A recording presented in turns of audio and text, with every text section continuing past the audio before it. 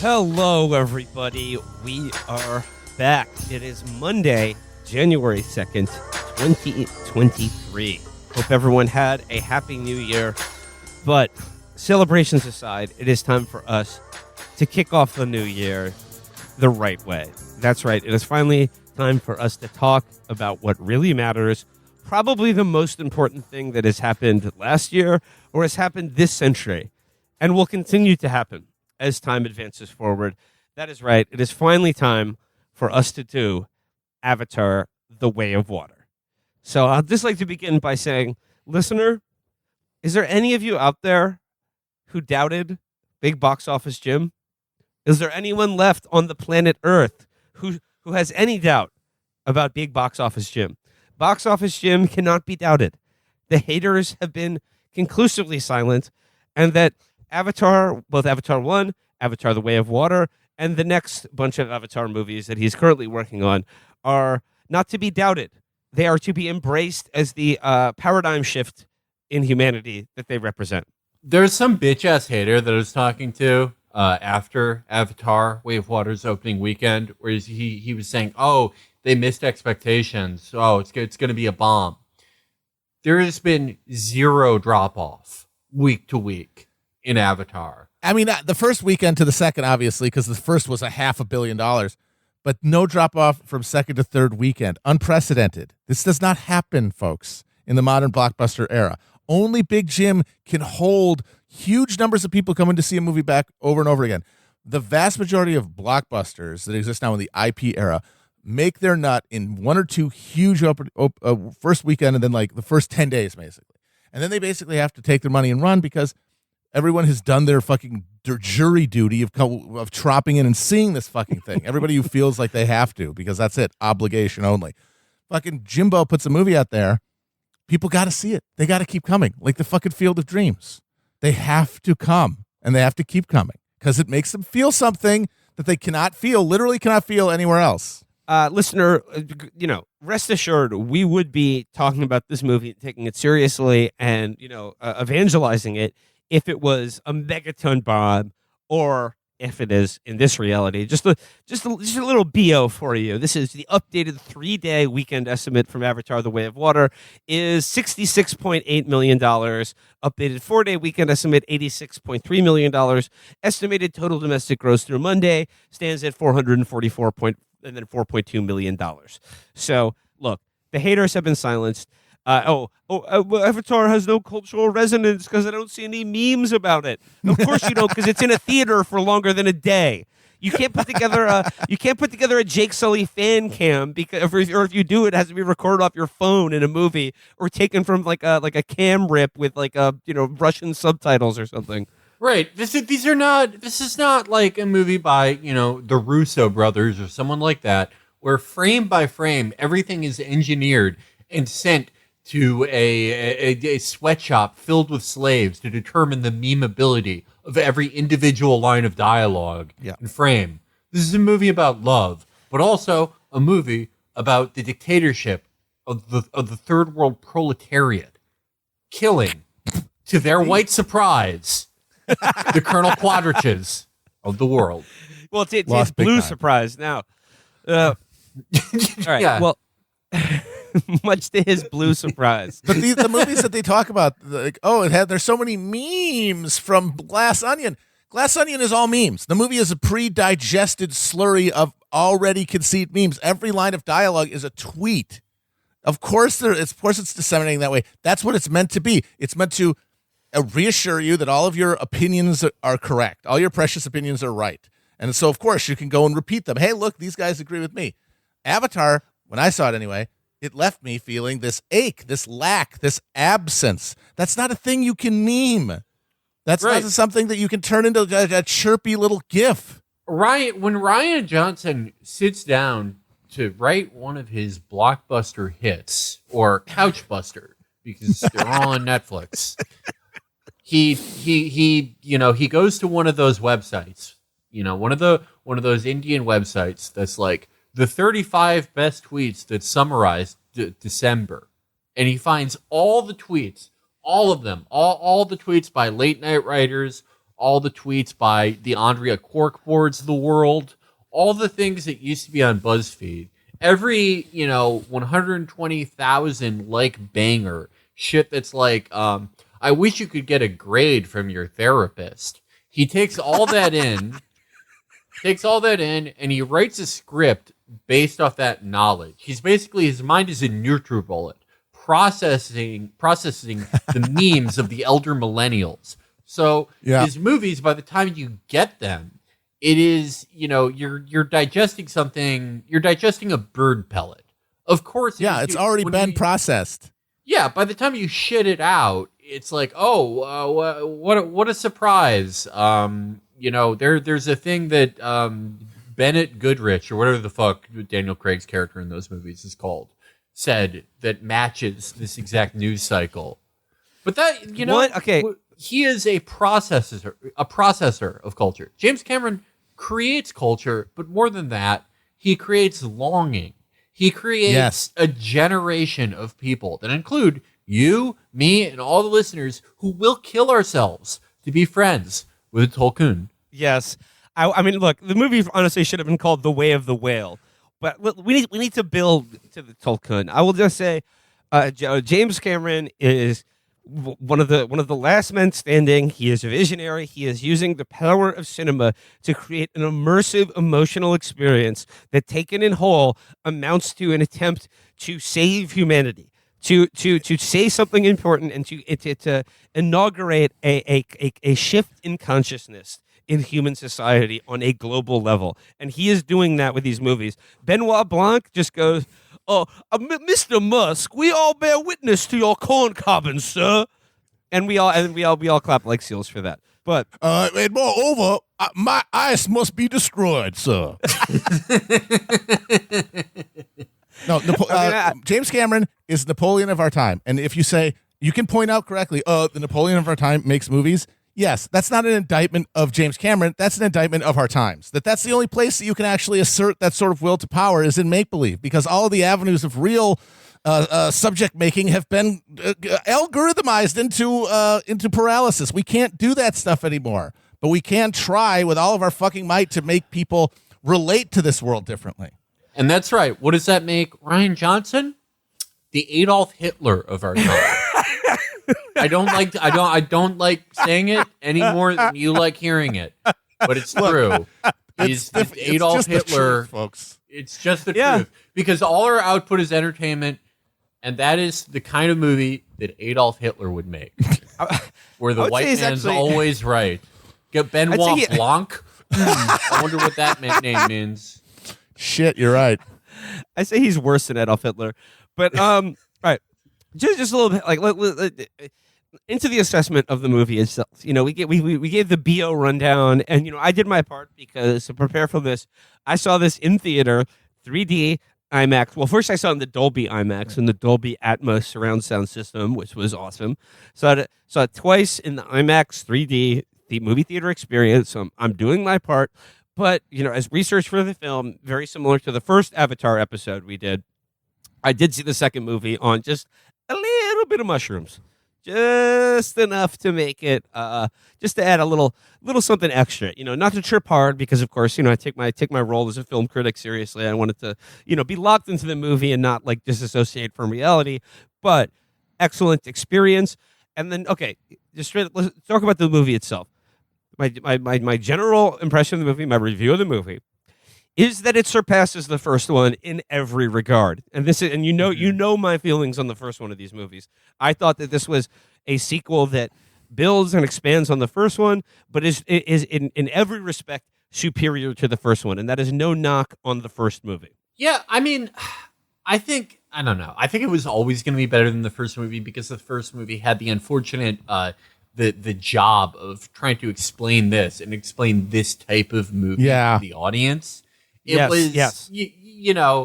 hasn't really been, there certainly had never been a blockbuster where the audience walks out cheering for the Taliban in 2009, so to speak.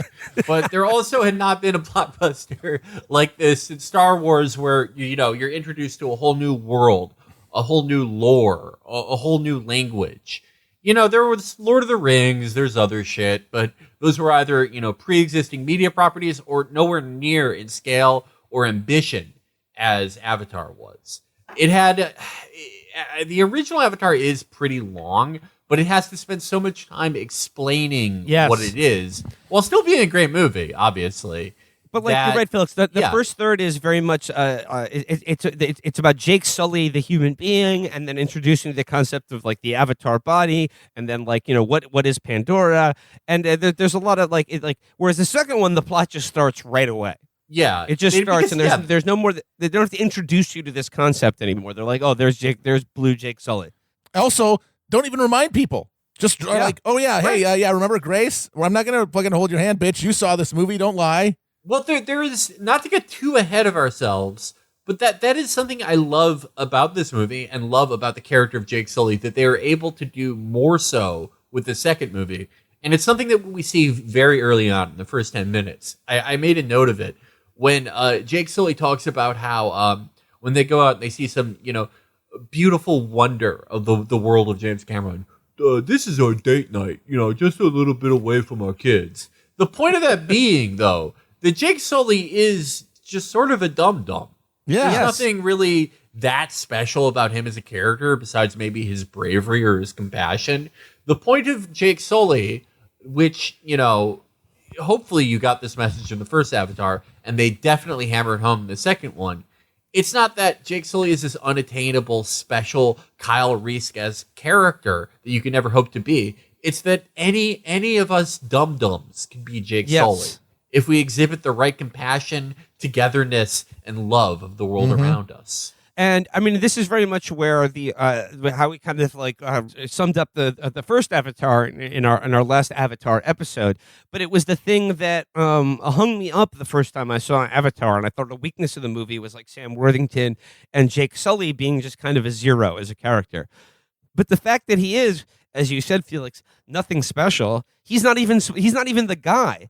It's his twin brother that's supposed to be sent to Pandora. He's just some guy, just like everyone else, who finds himself, basically by accident, reborn into a new body on this new planet. And then the end of Avatar is about he's nothing special, but what he has is that he made a moral stand against everything that he ever believed in and was a part of.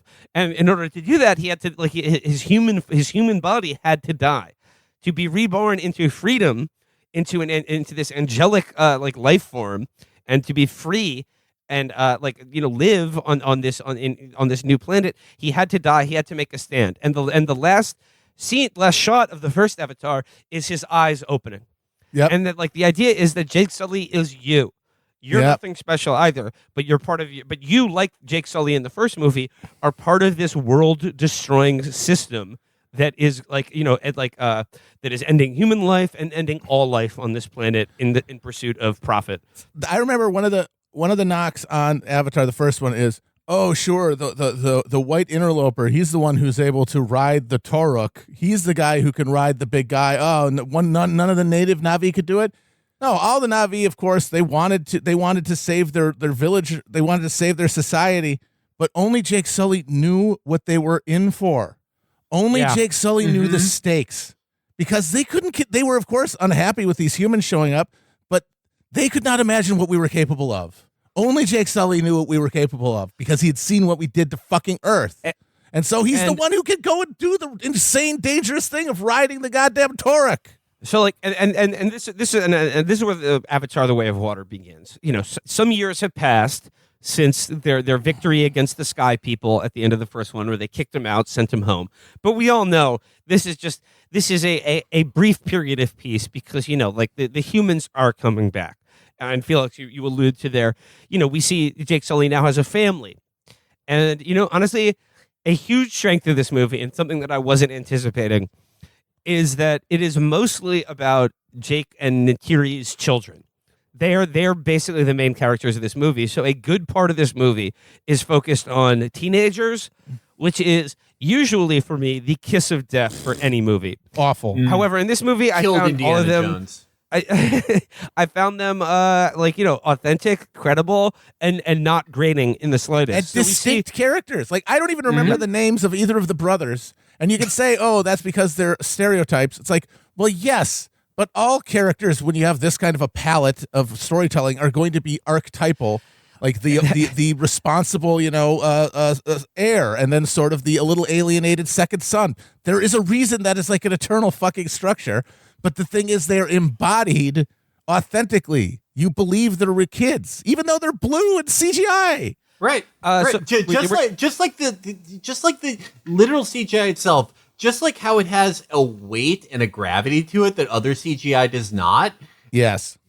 Okay, Cameron, the thing that makes him special, the thing that makes him a true auteur, is not that he, decides to transcend or contradict the art form. It's that he takes the art form and does it better than anyone else in the world. And with this, he took the YA format and did a better job than anyone else. Well, and the knocks from the movie about these are, or the first movie too, these are just these are tropes. It's like, oh wow, you've identified a trope. Congratulations. But of course they're fucking tropes. Tropes work. That's why the story has resonance. And now, and a note on the special effects. The special effects, which I can't even call them special effects anymore. This is just reality. Make the first movie, which looked incredible, basically like a proof of concept for what he does in this movie.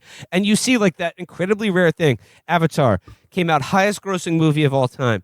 The fact that Jimbo still had the ability and clout to not have just a second one out as soon as possible, that he took 13 years to fucking do this, and you see it on screen every second of the movie. He took his time to fucking do this, and that is why it looks so extraordinary.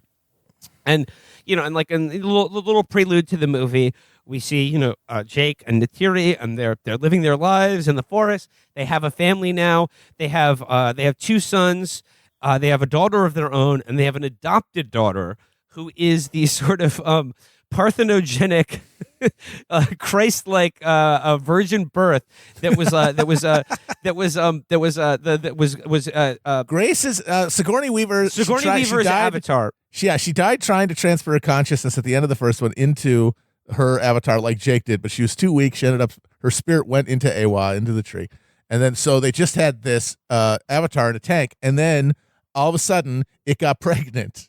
They don't know who impregnated it. It was pregnant, and then it gave birth, and it's a little Sigourney Weaver.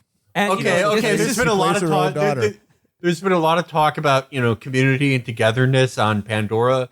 Okay, the one Na'vi that knocked that dead avatar up and gave us this Sigourney Weaver child, that guy is out of the community. That guy is out of the vision of the future. You're a little too weird if you did that. I'm sorry.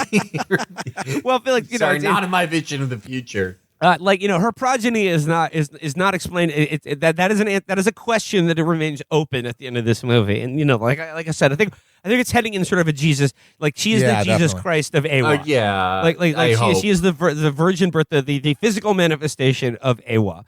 And then they have sort of a fourth kid who just sort of is in the crew, Spider, who's a human, a white kid with dreadlocks, which again I thought would be really annoying, but I kind of fucked with Spider. Spider was cool, and Spider is the in this universe you cannot put an infant in a cryo stasis to send it back to Earth. So he was an infant at the time of the end of the first Avatar movie, and he's a teenager now, and he's just sort of part of the crew.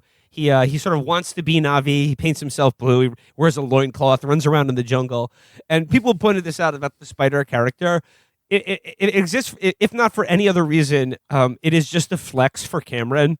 Because if you see these beautiful Na'vi interacting in this jungle environment and running through the forest, and like you said, Felix, there's a weight and light and shadow, and it all feels real. But if they're all Na'vi, then you're okay, what I'm seeing is 100% digital. But if they just include a human actor and their body and movement and performance seamlessly integrated into the other bodies and spaces in this fucking movie, is such a stunning, and it's you don't even notice it, and that's how impressive the visual effects work in this movie is that you don't really even notice it for the most part. Like I said, there was no part in my brain where I was oh well, that was a really good special effect. I'm no, this This is just reality. This is a dream given form. Right. And okay, it's special that he's a white guy with dreadlocks because it's not just any human, where you're doing that tech demo. It is a human that in real life, if you saw this person in real life, your attention would not be taken away from them.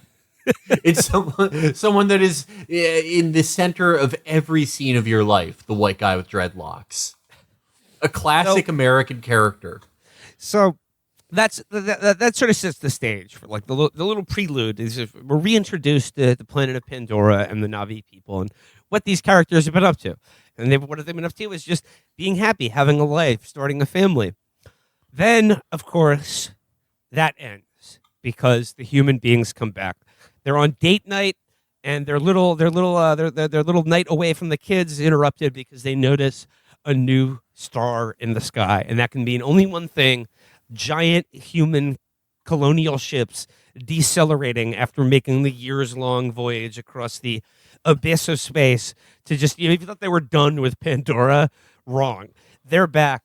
And I would really like to talk now about I think maybe my favorite scene in the movie, or truly one of the most powerful moments in the movie for me, was that very early on in the movie, the scene of humanity coming back to Pandora. And I actually we talked about this a little bit with Ben Clarkson, our genius animator who did Chapo Ball Z for us, among other great works.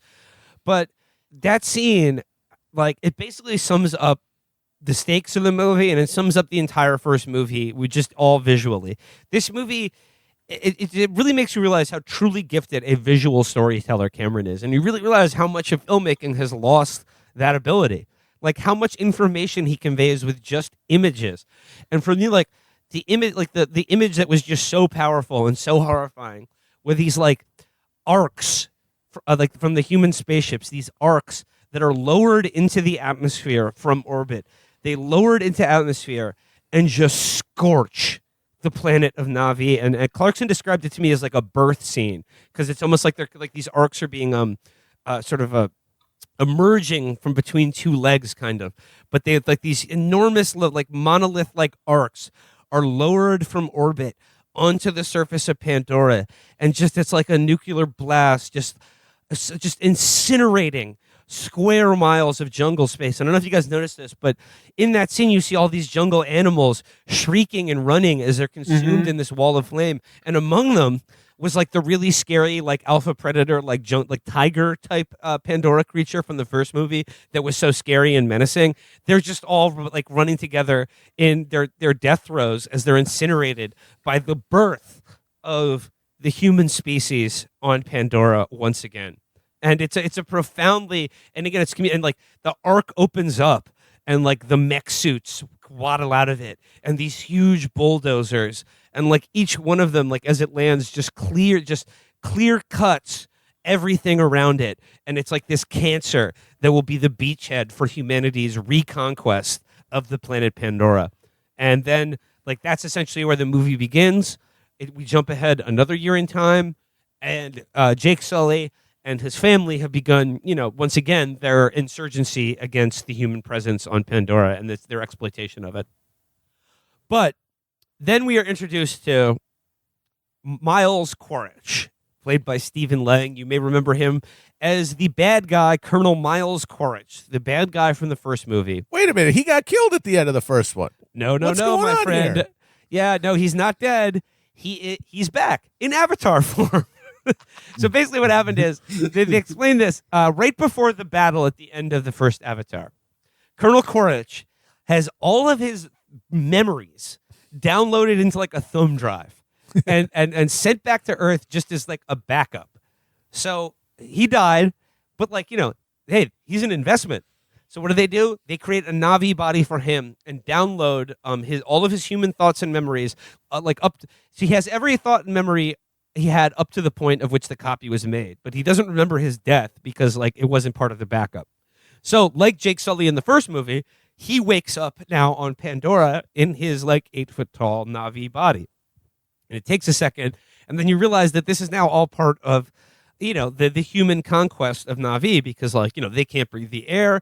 And also like each one of these military, these jarhead assholes, this is a big investment in their training, and they have in-country experience. Like he says, we need the saltiest operators, the saltiest on-world operators. And like, as he's explaining to like all the jarhead assholes who were killed in the first movie, it just, no, like they've just been rebooted as even more, an even more powerful and dangerous adversary. Because as Quaritch says, you've got their speed, their endurance, their agility, their strength, but with like all of the fucking training of like a recon Marine.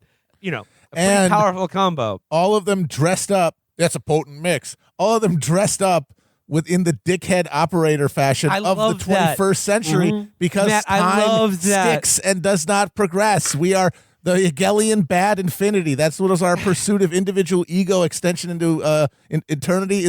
That's what creates a culture that cannot move forward. The guy's got a no fear tattoo. I loved this plot device too, because it's like Cameron's nod to the U.S. military naming its hardware and its bases like the Apache helicopter. Yes, all the helicopters are named after Indian tribes. Yes, Black Hawk. Tomahawk missile, Apache helicopter. Yeah, his genius interpretation of America wearing the skin of its murdered, genocided races. Yep, and contrast their outfits. Like, remember we talked about how the vital contrast in the fight at the end of the first one between the Na'vi fighters and their like feathers and jewels, and like they're all looking like these embodied beings again, and all these bug humans all dressed in the same fucking like plate carriers. And here you have these gorgeous Na'vi just looking like YouTube assholes who are we're going to test the Kimber for 1911 today with giant Oakleys. They made them giant Avatar Oakleys. Right. The tactical operator gear worn by Quaritch and his crew, I thought was such a good detail, and it was so evil. It was such a blasphemy, because they all look like, oh god, they all look like such operator shitheads, but they're 8 feet tall and blue, and like you said, Matt, are wearing oversized Oakleys and have fucking the worst tattoos ever. So like they get to be Na'vi, but they're still Marines. Yep, a potent mix indeed. So Quaritch, he's in country now, and he has one mission, the same one he had fucking 18 years ago or whatever: kill Jake Sully, leader of the Na'vi resistance. And they go into like the human colony on Na'vi is this like huge industrial city, and like they're just they're just getting ready to just pillage this planet. But then we meet, I don't know if you guys soy faced as hard as I did when Edie Falco shows up in this movie. But yes, she is the general now leading the human conquest of Pandora, and she's introduced in this spry and very, very, very flexible and fashionable mech suit. And I really like this because I found the mechs in the first one a little too clunky and boxy, whereas these ones are very lithe and like flexible.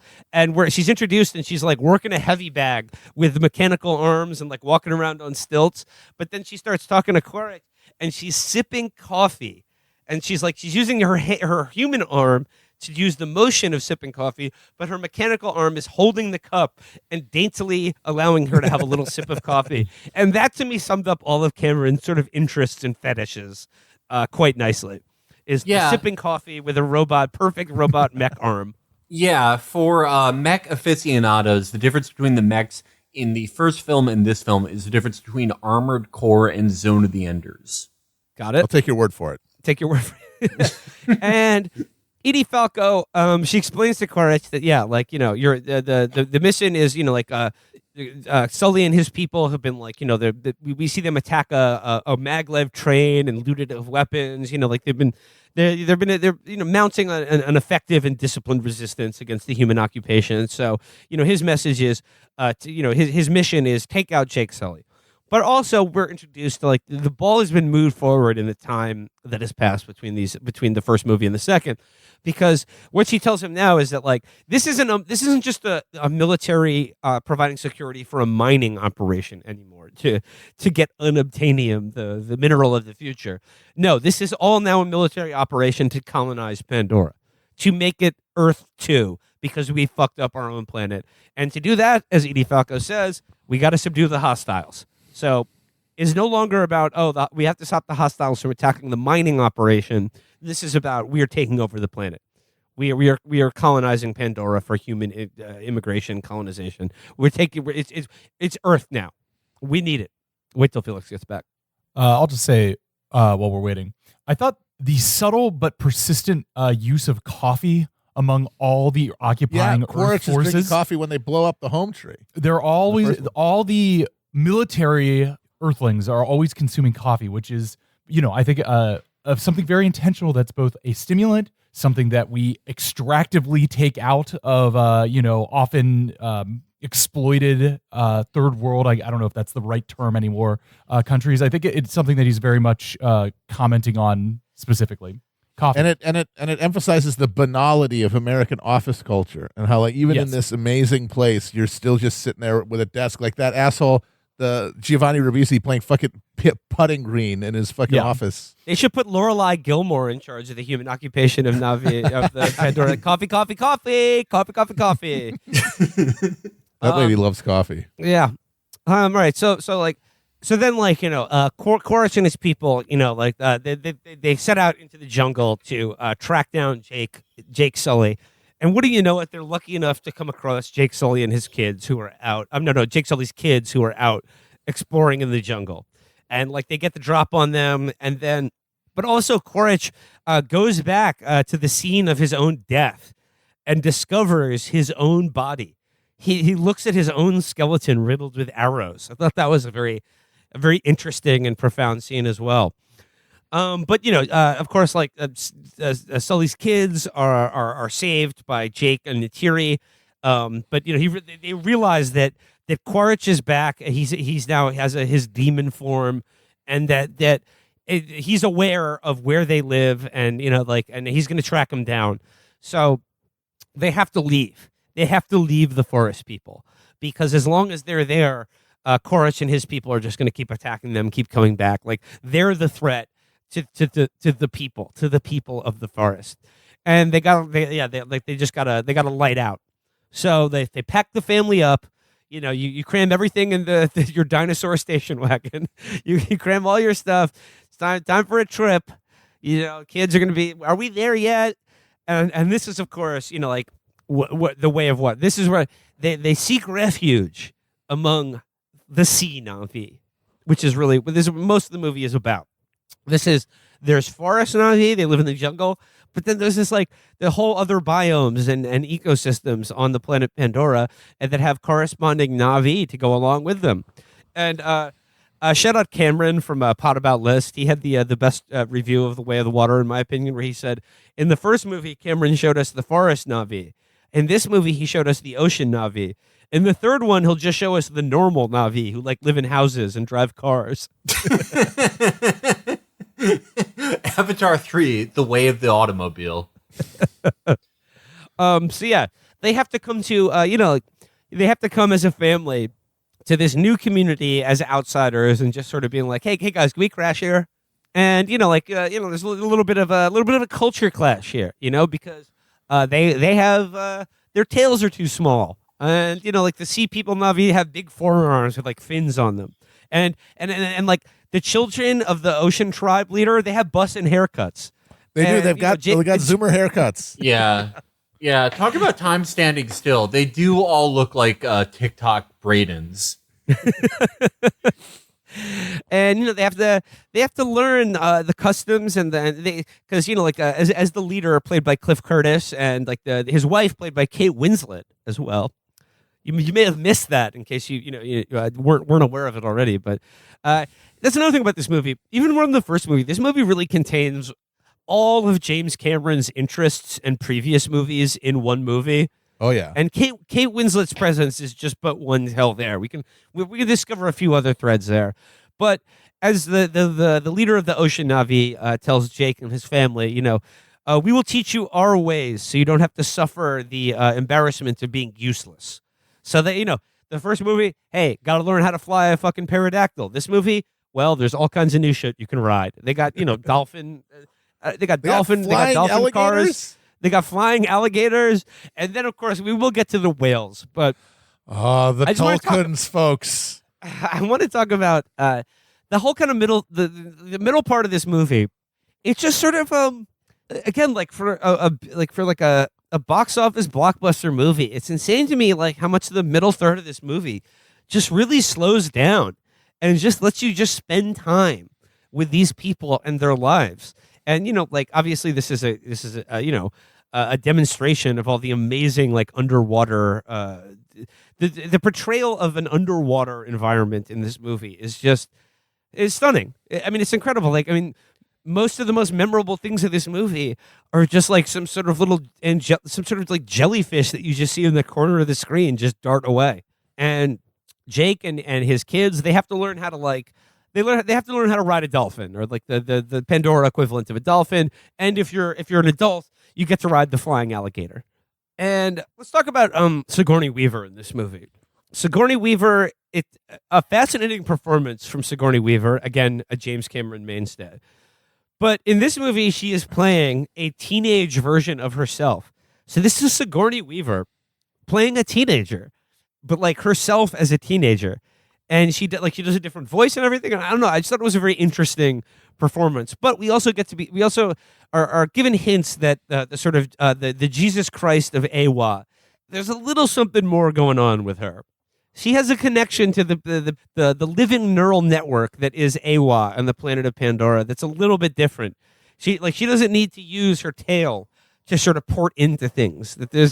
She's a little bit witchy, a little bit hippie, she's a little bit weird, a little bit out there. Yeah, but there's something going on with her. She's on AirPlay, not even USB-C.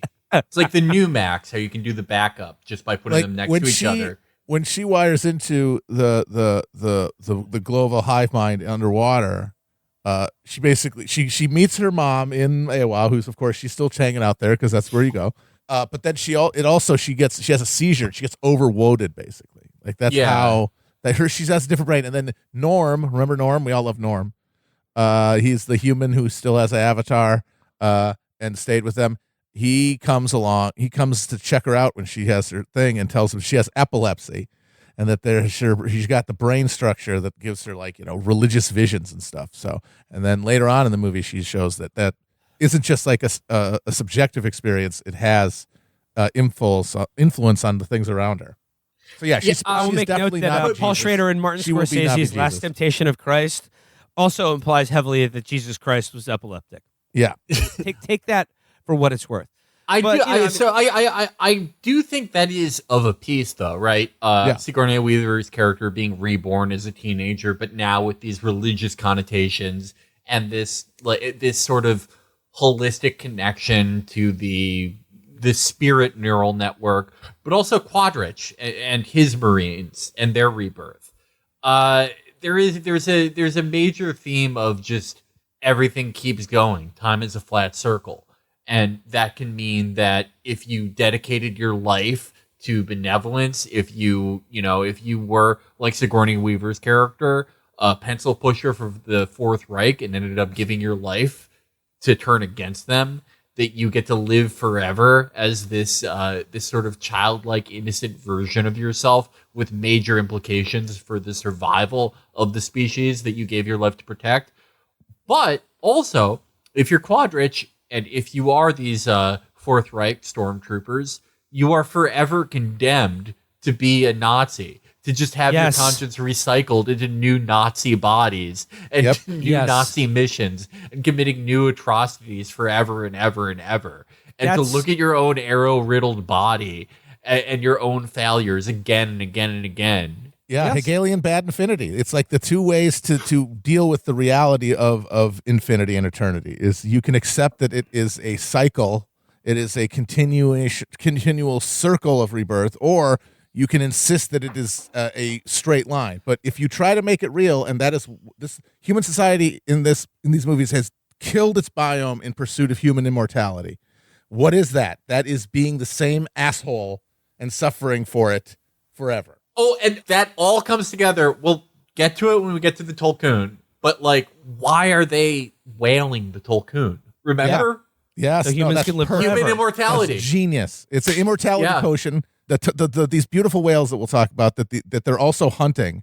they're killing these gorgeous creatures because inside their brain case, their brains, which are larger and more complex than human brains by like many factors, contains goop that makes humans immortal, that stops the aging process, and is worth like every whale is like 100 million space dollars, whatever the fuck currency they have at that time. It's a lot, whatever it is.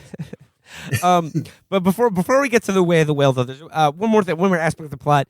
In the initial encounter between Sully's family and the reborn Quattrich, Spider, the human child, is captured by the Marines and taken back to like the human settlement. And then much of this movie also suggests many parallels between, like, they are sort of like the gothic doppelgangers of one another, Jake Sully and Quattrich, because they're both Marines, but what are they also both? Fathers. Spider is the child of the human body of Miles Quaritch. I mean, that we didn't see any evidence of that in the first movie, but like he's dead, and then the son that he had on Pandora has been raised by Jake Sully and the Na'vi and the humans who chose to stay behind because they were allied with the Na'vi. So that Spider, who like wants to be Na'vi, is now thrown in with these the demon Na'vi, the Marine Na'vis, and this guy who he's never known, who's like his dad, but not really, because he's an 8-foot-tall blue cat demon. So that he becomes sort of their like he has to embed himself with Quaritch and his squad as they go native and hunt Sully and his people. And it's sort of like he's getting to know his father, and he's getting to know human beings in a way that he really hasn't had before. So there's a question of like a divided loyalty, or you wonder like where he's really going to land here, because he's never really felt like he belonged among Na'vi, but he sees human beings in the way they are and like what he knows of them, and he's horrified by them, and rightly so. So like, okay, the Forest Na'vi in the first movie, like they had their animal kinships, they had their animal vehicles and animal friends that were very important to them, and we see in the Ocean Na'vi, they have these very sleek, not really like dolphin, but it's the closest thing I can say, these very like sleek underwater motorcycles that they're just jetting around on. And then they have like these things that are sort of a cross between a flying fish and a crocodile, if you're, a little bit, if you're a warrior. But more importantly, there are the Tulkun. And this is introduced when this Jake Sully's second son, the one who is not the good soldier, not the eldest son, the one who doesn't always do what dad tells him. He's always causing trouble. He's always messing up and feels like a kind of a failure and a fuck up. He's sort of a little bit of the black sheep. He is, trying to ingratiate himself to the bussin' teenagers, and they take him out of the bussin' teenagers make fun of them because not only do they have narrower tails that can't swim, that can't propel them through the water, they don't have the fins on their arms. They also, the Sully children, because they're the sire of a avatar and not an actual Na'vi, have 4 fingers instead of 3. Yeah. Yes, that's the mark. They have 5 fingers. They have 4. Right, 5. Yeah, 4 fingers and a thumb. Sorry. They keep saying like it's the mark of the demon. To have 5 fingers. So that they're sort of demon kiss. They're sort of abominations. If you're a more orthodox traditional Na'vi, if you're not reformed Na'vi, having 5 fingers is like being uncircumcised or something. And props to James Cameron, a non-Na'vi director, for tastefully addressing Na'vi colorism. So like the bussin', the Zoomer teens sort of trick him, and they just sort of they ditch him outside the sort of like the safety of the reef to go hunting or whatever. And then of course he finds himself in deep shit as like, I don't know, like some sort of a shark with like a 3-pronged jaws, essentially. This is huge fucking ocean apex predator nearly just fucks his shit up bad. He's just like pummeling, just barreling through coral reefs, just like relentlessly trying to get him. And it's like, it looks like it's all over for the second son until this gigantic Pandora shark is fucking pancaked by an even bigger Pandora whale that comes out of nowhere and just flattens this fucking thing. And then the what's it? Lotax? I think it's the name of the Lotax has been reborn on Na'vi. No, that's I don't remember the boys' names at all. I had to differentiate them from the necklaces they wore. I could tell them. The thing is, it didn't matter. I could tell the difference between them, and I knew their distinct characters, and I cared about whether or not they got eaten by a shark. And then when one of them met Payakan, Renegade Tolkien, I cared about their friendship. So much did I care about their friendship. So this is really, listeners, this is really where like the emotional core of this movie.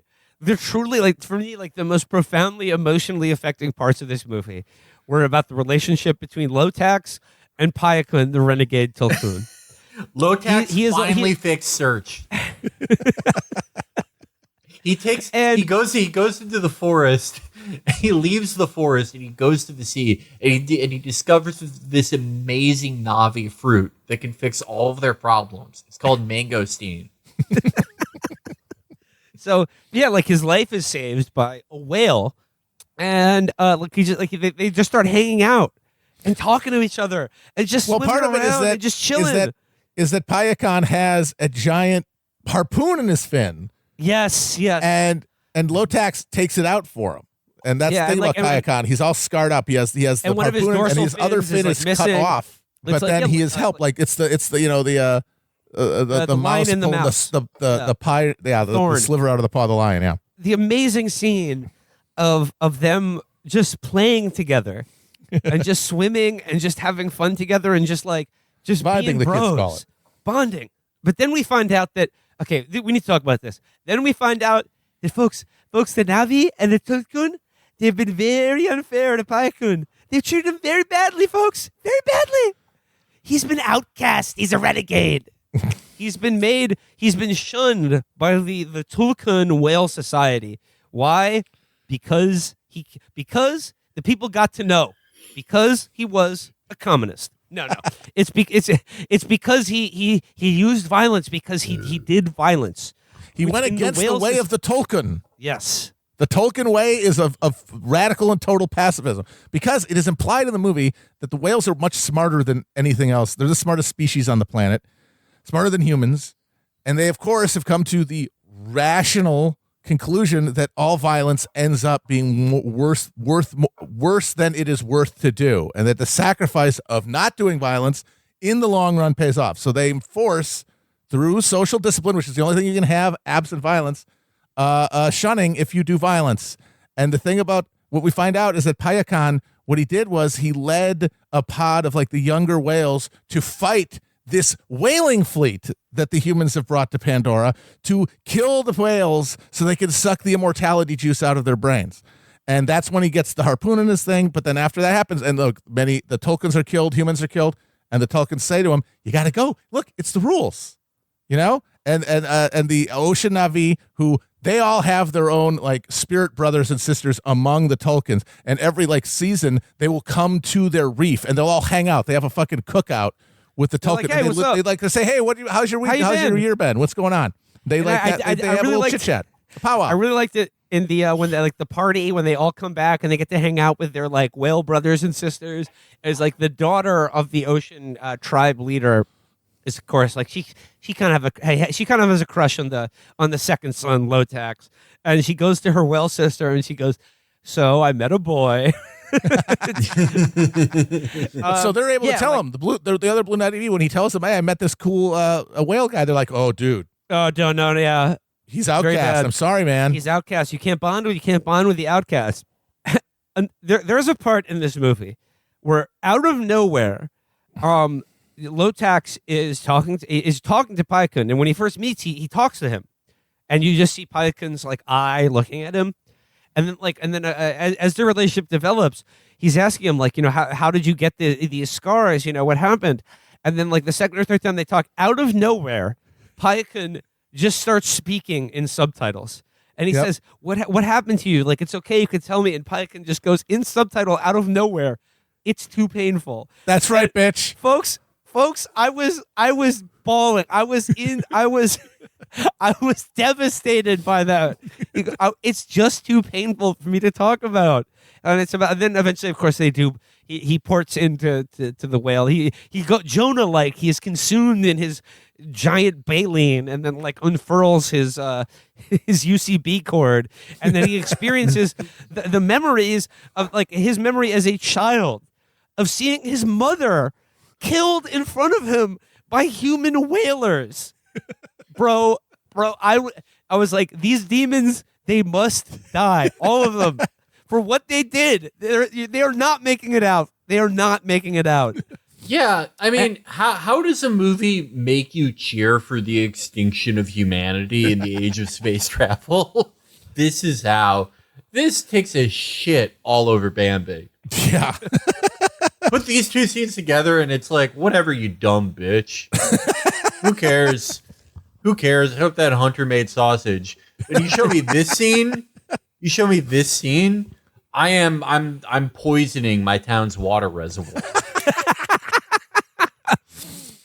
So then we get into the Moby Dick part of this movie, because like basically like the humans, they get some fix on the coordinates of like, you know, they have a general idea that Jake Sully and his family are hiding out in this like chain of islands, and like they're going to go there, and to go there they sort of commandeer a whaling vessel, and they bring Spider along for it, and like a good part of the movie takes place on this futuristic, basically a futuristic James Cameron Pequod.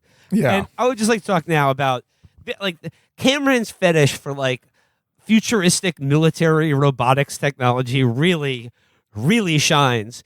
Folks, this whaling, it's like there's the whaling mothership, which is like a hydrofoil. And it can actually even like take off as a plane and fly very low, like, you know, a very low altitude, and then just sort of land on the ocean surface, and there's these huge hydrofoils, and then it just sort of like unfolds and opens up. There's a harpoon boat. There's sort of like speed boats. There's crab mechs. Crab mechs. I almost Crab fell out of my seat when he unveiled the crab mechs. They're personal submersibles. And then we're also introduced to Jermaine Clement's character, which is an odd choice for him to be speaking in an American accent when the captain of the whaleboat is like, all right, listen, mate, we're gonna get these bloody whales. We're gonna get them. And okay, but I want to talk about the Jermaine Clement character for a second, because I thought this is an interesting character, because it was sort of a mirror with the Sigourney Weaver character in the first movie, is that he's a human marine biologist who is a scientist who studies the marine life forms of the planet Pandora, and the Tolkien specifically. But he's only doing it, he only has a job because his knowledge is useful in exterminating them and sucking out their brains to make fucking immortality juice for humanity. He is aware of how intelligent and how big the minds and how deep the reserve of emotional and emotion and memory that these living self-aware beings have, but just has to watch them be butchered by these fucking tattooed shitheads for money. And the most emotionally affecting scene in the movie for me is when Spider has to watch them do a whaling. They whale a pod of whales, and they just zone in, as human whalers do, on a mother and her calf. Why? She won't leave because the calf. mother will never abandon the calf, and it makes her easier to kill. Once again, I was like, just hell. There is no redemption for what they did to that fucking whale mother and her calf. I was dying. I was fucking dying. And think for what? Not immortality, amazing, but for who? They stress this is the most valuable stuff in the universe, which means that it is keeping the richest people on Earth alive. Imagine these scumbags that are going to be kept alive forever off of this.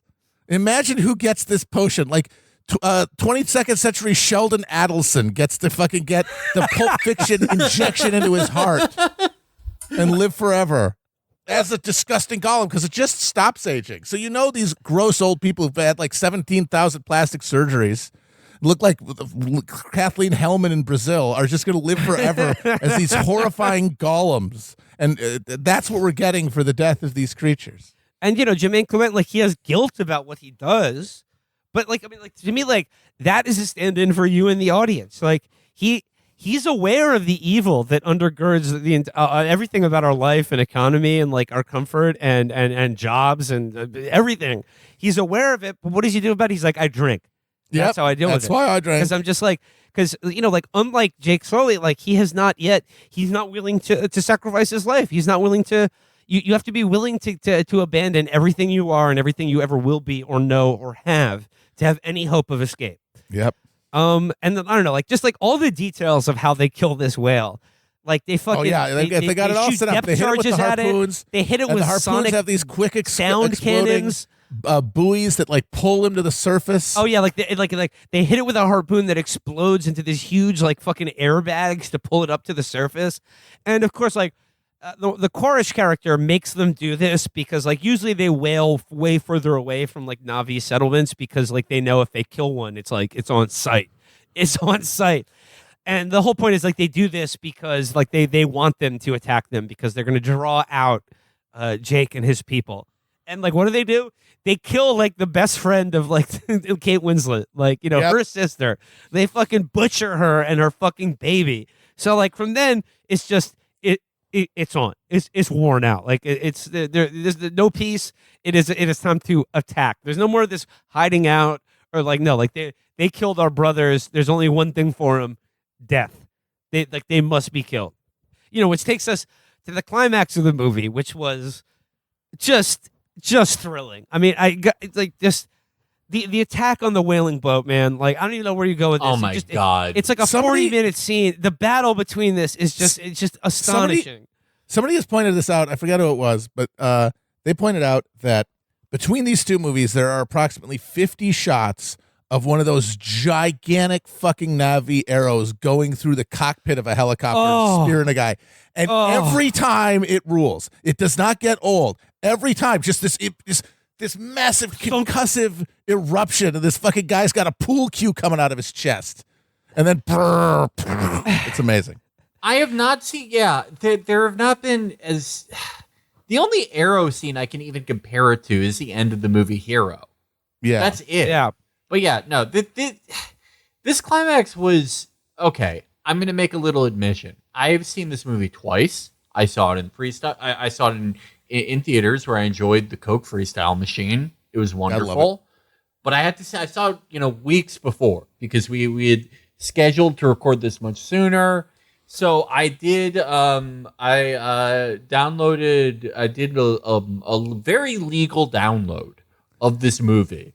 So I could. Hey, you saw it in the theater. You're absolved. Yeah, I did already pay for it. That's true. But anyway, okay, I got a torrent of this movie just to as a refresher before this episode, and it is, first of all, it's a cam. It's a terrible cam, and not just a cam.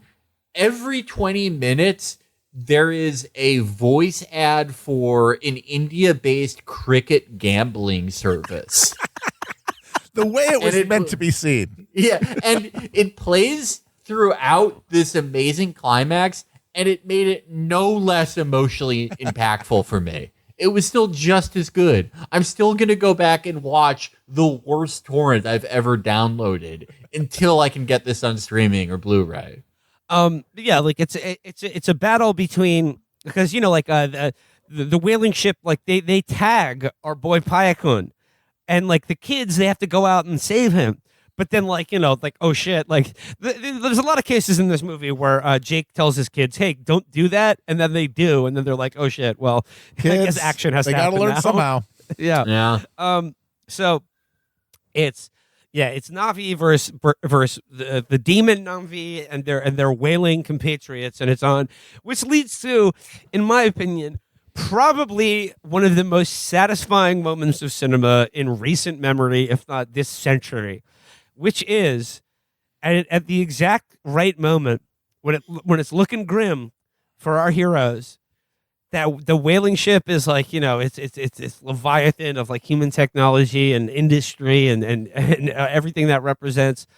Our boy Payakun on the bottom of the ocean, he spins around. He charges up an R2 attack, breaches the surface of the ocean, and fucking belly flops onto the deck of this whaling ship, crushing about a dozen guys at once, just scattering cranes. Just the whole fucking ship just is like half sinking. He's just flopping about on the deck of this fucking ship, just smashing shit up. People are screaming, "Oh fuck! Oh God. It's so satisfying. And then the Ahab character, the head of the Pequod, he spins back around with the harpoon boat, and it's got this huge, like, rocket-tipped harpoon right at the front of it. And he's like, bring us around for a shot, bring us around. And, it's a whale on the deck of this ship, so you think it's, like, vulnerable. It's just sort of, like, thrashing about.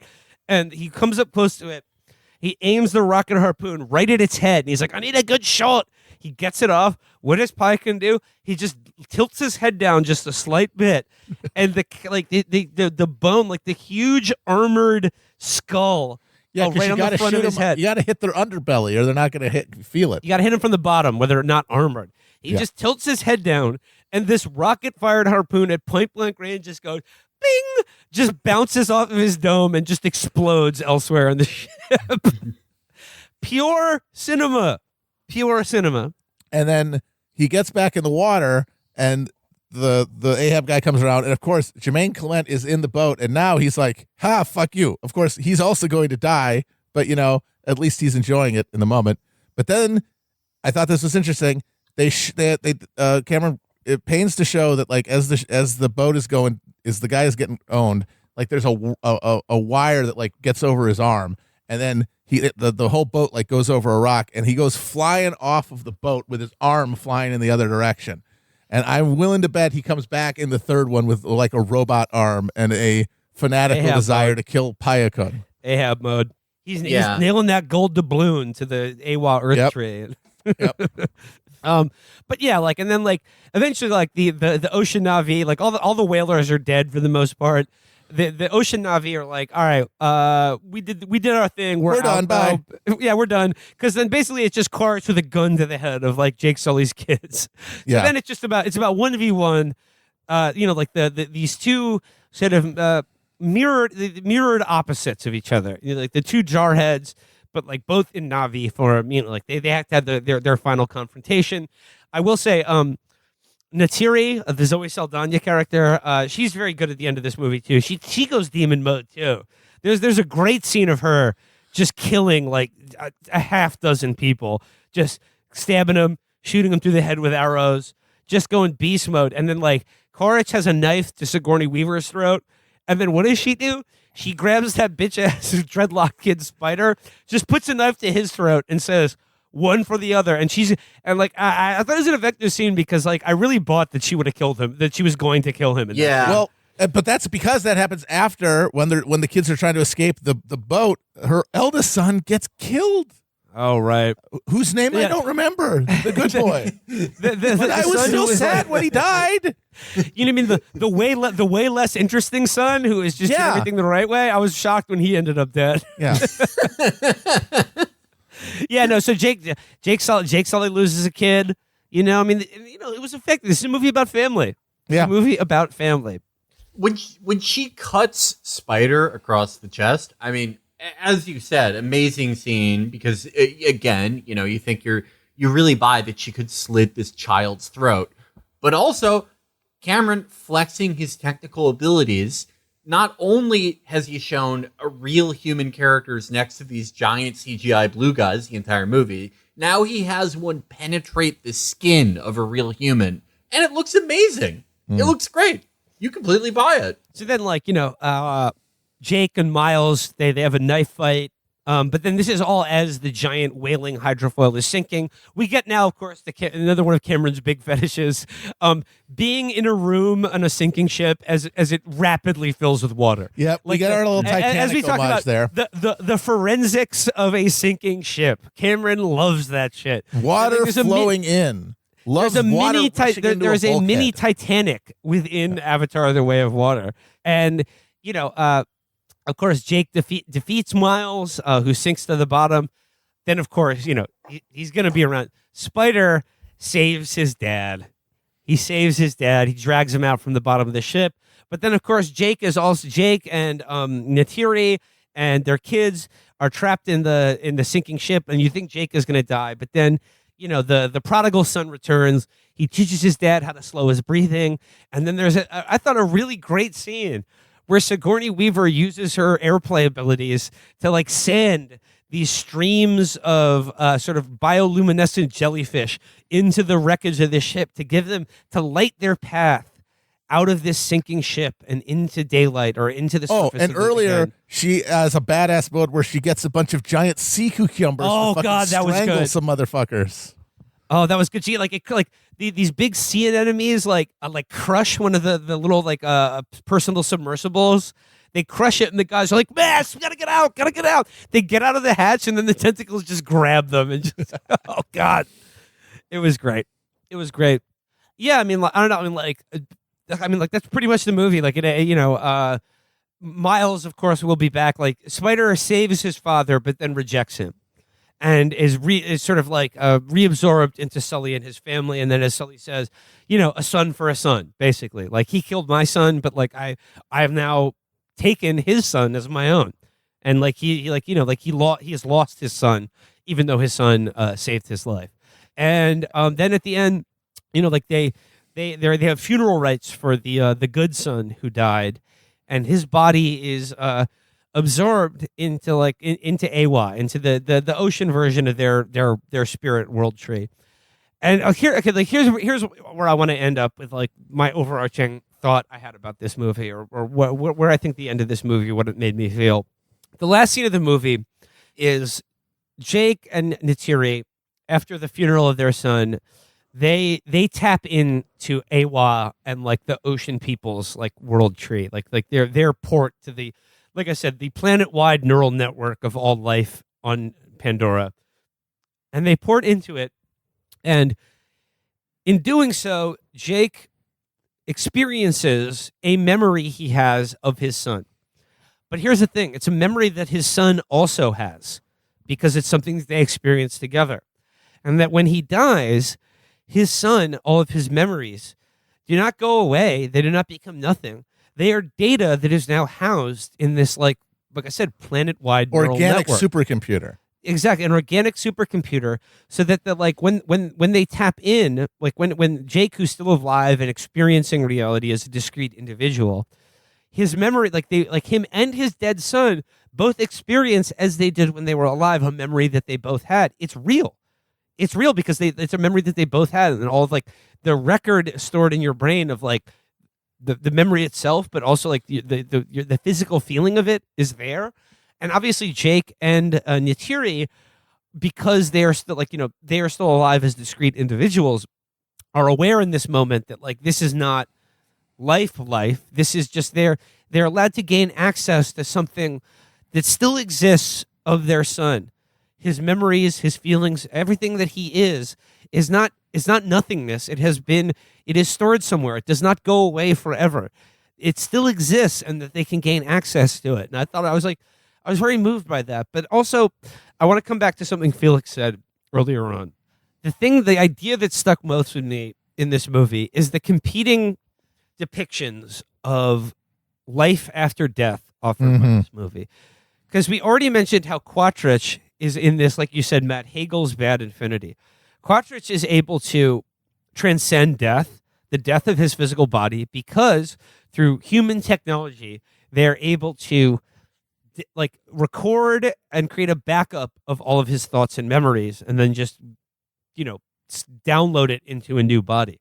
But that is a vision of afterlife in which your soul, your memories, which is really like that is what your soul is. We are nothing other than just a collection of memories. That is who we are, and nothing else. That means that your soul is owned forever by a military corporation. That is hell. That is a vision of hell that is inescapable now. Yeah. Oh, congratulations. There's life after death. But what that entails is that you get to be a Marine forever, and like you're only alive because there's some utility in killing people and continuing to be wearing big Oakleys and fucking acting like an asshole. It is a vision of hell as compared to the vision of Ewa and the promise of something of yourself existing that you can interact with, that you can interact with the thoughts and memories of people who are dead that are now part of, like you said, a planet-wide, like neural spiritual supercomputer of which everything that you ever are or will be, it does not go away, that it still exists, and it is a part of a universal chain of being. that once again, Earth is Pandora. It is no different. And what it suggests is, like the first movie, Jake Sully is a nobody. He's a cipher. He's a zero. He only matters because he is willing to take a moral stand and die for something bigger than himself, which is the only hope of escape. And I think what Cameron is saying is that, like, if we believed in or understood Earth, this experience of reality that we have, when we leave the movie theater, as being part of something larger than ourselves, that like our memories, our spirit, whatever you want to call it, that there is something that will exist after our death, that we will not just disappear into nothingness forever, that we would lose our fear of death, and thus so doing, be able to stop the death of everything on this planet. Yep. Because what are we doing this for? We're doing this so that a handful of Silicon Valley freaks can find the singularity. Singularity already exists, bitch. You're living in it. This is the singularity. There is only one point in the universe. It's the point you're in, you fucking dumbass. And it has that psychotic, literally psychotic separation of the self from everything around it. That insistence that eternity is only eternal if it's me forever, which, as we said, is eventually and very quickly hell. Even for the rich people who buy the potion, that their life will become to the point where all earthly pleasure, all newness will fade into just dull nothingness. It is that cyclical rebirth that defines life. And like, yeah, you can live forever, but only if you let go of the fantasy of living forever. It is your choice whether you want all your good memories, all your connections, every moment of beauty in your life to be a moment of eternity, accessible forever, because it is a part of an eternity that you share. Or you can live forever in Call of Duty. Yeah. I'll tell you, that's a very real choice. If you're 15, it sounds good if you're 15, but if you do it long enough, guess what? It gets to be shitty. It sucks. Yeah. It gets bad. And then the thing is, once it gets bad, it only gets worse. It never gets better. It can only get worse with time. It can never get better. Oh, as opposed to life in a cycle which goes up and down, but stabilizes around a stillness, a certainty of an existence of something beyond your fucking self. Although I do want to call this, I think this is going to happen in the future ones. Quaritch is going to switch. Yes. Because part of what he's trying to get at is that you can change, that there is a hope for people as long as they're alive to recognize their conditions. And I really do think that Quaritch, his connection to Spider and the fact that Spider saved his life is going to be a bridge that is going to see him. He's going to have a face turn. He's going to have a face turn in the next couple movies for sure. Yeah. But as long as we're talking about Quaritch, I just like to point out that, in the first movie, Stephen Lang, a truly great villain performance. And I mean, Absolutely. truly great because he is very frightening and ruthless and evil, but also has credible motivations and feelings for why he does the things he does. There is a humanity in there that buttresses his villainy. And like I said, so many modern action movies, the villains are just not satisfyingly scary or relatable. Or just like I thought Quaritch is an excellent villain in these movies. You know what the distinction is? Die. You know why? It's because the villains in most shit, their explanation that we get for why they're a villain is something innate to them. Some evil that is innate to their character. And that is alien to most normal people who don't think of themselves as a beyond the pale evil. The thing that is evil about Quaritch is his job. He's thing that is evil about Quaritch is the degree to which he has been instrumentalized by his society. And then he is a guy with recognizable human values whose values have been warped around living in the society that he lives in. That is why he is compelling and scary and evil, but also human. So I think the overall message of this movie is that we must befriend whales. You got to get a whale buddy. We must befriend whales, but we also need to teach them to kill. That's very important. Killing whales is bad. Killing people, it must be done. They need to be taught to drink blood. They can teach us so much about the balance of life and the meaning of life, but we can teach them how to kill. We can teach them violence. The Tolkien way is the correct way. They're smarter than us. They get that. But the Tolkien way was developed in the environment of the homeostatic natural environment of Pandora, the life they've only ever known. They don't know what humans are capable of. They can't know, no matter how smart they are. And so they're not going to violate the Tolkien way because it's held them together for their entire millennium. Someone's going to have to teach them. Someone's going to have to let them know this is different. We have to make an exception because, yes, you need to be able to break the glass in case of emergency. And the Tolkien got to get there. They have to realize that. And that is why that communication is the key to anything. And not trying to tell people something or reaching out from a point of vulnerability where you're like, I'm willing to learn from you. I'm willing to submit in some way to a knowledge of someone or something that is not mine, to accept being wrong, to accept being short-sighted. That is the only way that meaningful, productive communication can occur. And that's like, you leave the theater with this ache, I want a whale buddy. And of course, you can turn it into a meme and you can just be sad about it because there are no Tolkien and we do have whales, but we can't really be friends with them. It's hard to do. They want to leave us. They want to be away from us for very They're smart sort of reasons. flaky. It's hard to make plans. But that urge, that desire to have a whale friend, that doesn't just have to sit there. You can do something with it because you're a living being surrounded by other living beings. And you can take that desire to transcend a barrier and apply it to the relationships that you have in your life. Like that's why these movies, I think, if they are at all, are worthwhile. And you might say, well, that's pathetic. We got all of our hope rested in this megalomaniacs fantasy movies to like slowly recondition our brains until after the fifth one, we're literally like, we all enter a collective psychic break that wrests us free from the psychotic prison that we're in now. Yeah, that is bad, but that is all we got. I'm sorry. No one else is coming through that door. No, the revolutionary proletariat isn't coming through that door. We're here. We are zoo animals, and we're entertaining ourselves at the end of the world. And I would rather have an entertainment that leaves me with some sort of ache, some sort of yearning that I have to deal with, rather than something that just tells me every opinion I've ever had is correct. All emotions are kind of embarrassing, and you shouldn't publicly express them. And any kind of vulnerability has to be neutralized with irony. Exactly. And like all the knocks on Cameron throughout his entire career, and certainly with the Avatar movies, just generally boils down to people being uncomfortable with earnestness. They're uncomfortable with that, he as big, hard on his sleeve, and you can say, oh, like some of it's clunky, or maybe you roll your eyes at it, whatever. He believes in and has the ability to, because there are people who believe in it, but they have no ability to achieve this. He understands that cinema, it creates an emotional experience for you.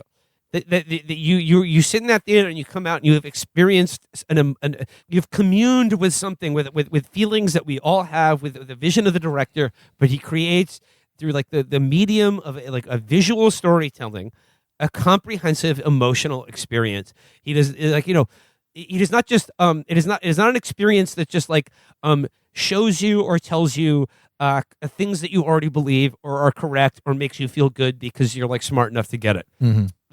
It's big, it's broad. You could say it's simple, but like, no, this is about communing with your humanity that we all share. And shout out to our friend, and it's working because shout out to our friend Paul, who said that when he was, as he was leaving the theater for seeing Avatar and the Way of Water, it was a mother and daughter coming out of the theater. And the mother says to the daughter, I can't believe they killed that whole whale just for that little bit of gel. And the daughter goes, Mom, they're doing that right now. It's true. Yeah. We're on Pandora, folks. Damn. It really makes you think, the biggest libs in liberal-ass Hollywood, their anti-war movie, their typical anti-war movie is called, like, The Good Division. And it's about a group of brave Marines who did the Haditha massacre and weren't given the proper body armor by the Defense Department. Whereas Cameron portrays all of humanity and the current order, the current way of doing things of our entire species as the Fourth Reich, as Nazis, portraying us doing atrocities that just really aren't shown in big blockbusters being committed by humans unless it's a World War II movie. He really is the father of revolution. Yeah, but it's because the humans still can be redeemed. They can change. Conditions change. And what makes them change? If they stop fucking doing what they're told to do, and they stop doing what narrowly benefits them. If they sacrifice something, if they take the risk to believe in the humanity of someone other than themselves, and if they do that, then they can not be an eternal Nazi demon like that. And I do think that is going to be the story of the rest of these movies, is this transformation. I kind of have a hunch that the last one, if he gets to make it, is going to end on Earth. That's my. I don't know how they get there, but I think it's going to happen. Also, there's apparently going to be red lava guys in the next one. Fire. I'm very excited about Fire that. Navi. Ooh boy. Yeah. Ooh boy. Also, yes, 3 hours long, 3 hours and 10. And yes, the middle hour is them just hanging out. It's them hanging out on the reef, talking to the Tolkiens, finding out the way of water. And when it ended, and he goes, it ends again like the first one does, with him opening his eyes after the funeral rite and coming out of the port, seeing his son. And his voiceover is about how, like, I can't run away anymore. I got to fight. And his eyes open. If they had just said, here's, you take 5 minutes to go to the bathroom. We're showing Avatar 3 right now. I would have gone back and watched the whole fucking thing. I would have been like, yes, give me 3 hours. Give me Jake Sully fighting back against these motherfuckers. Let's do it. Give me the lava guys. Whatever. I want more. This is the Soma. This is the thing. But that's what makes it not narcotic, is that you are left with feelings you have to deal with. And that is productive. I mean, it isn't much, but it is literally what we have at the end of history, where we're entertaining ourselves to death. And we should, I anyway, feel like there's value to reflecting on that, even if, the odds don't look too good. Yeah, so I guess, like I said, I guess that sums it up. Once again, as we did in our first Avatar episode, you are on Pandora right now. It's true. This is Pandora. I see you. And yes, we see you. We see you. So yeah, that does it for Avatar: The Way of Water. However, before we end out this episode and inaugurate a new year for Chapo, I feel compelled to acknowledge some sad news that I feel we should bring up, and just acknowledge the death of Gangsta Boo. I found out about that yesterday and was absolutely gutted by it. I just want to send from the Chapo family here just all our thoughts, love, and condolences to her friends and family. She was just an incredible talent. I mean, you can talk about best female rappers if you want, but like just an incredibly influential talent for all of music.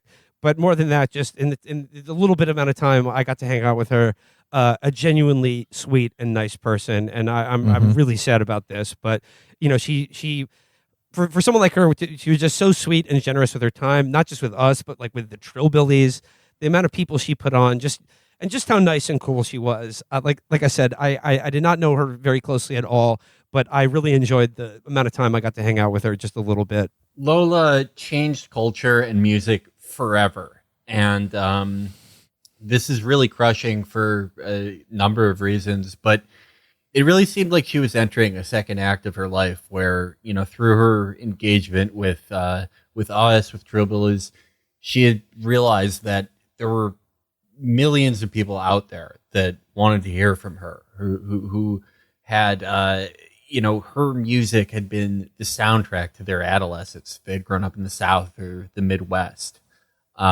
She was, as Will alluded to, just this magnetic presence that lit up every room she was in. There's just no way to make sense of this loss, but yeah, all we can say is that we're going to miss her in every way. Yeah, a really sad way to start this new year. It sucks. I was really, really depressed to read that waking up on January 1st. But as I said, just the how influential she was, her DNA is everywhere in contemporary music. She said she wanted to be remembered as, the first lady of crunk, the first lady of 3-6 Mafia, the first lady of rap. I mean, how about just first lady of the United States? Gangsta Boo, I gotta say, to her friends and family, who knew her way better than we do. I can only imagine how sad this is for them, but just condolences and love to everyone who knew her. Yeah. I hate to follow up that touching tribute with plugs, but I do have to say Hell on Earth, the 30 Years War and the Violent Rise of Capitalism premieres next Wednesday. That will be free everywhere you can get Chapo Trap House on the Chapo Trap House feed. Every subsequent episode will be on Patreon. And then also Matt and I are doing a little live launch party show that will be a recording of a supplemental episode plus a Q&A. Will be there for the Q&A part. Matt Karp will be joining us. That is at Littlefield the following Friday, January 20th. Some tickets are still available. Link will be in description. All right, guys. Happy New Year. Happy New Year. Happy New Year, everyone.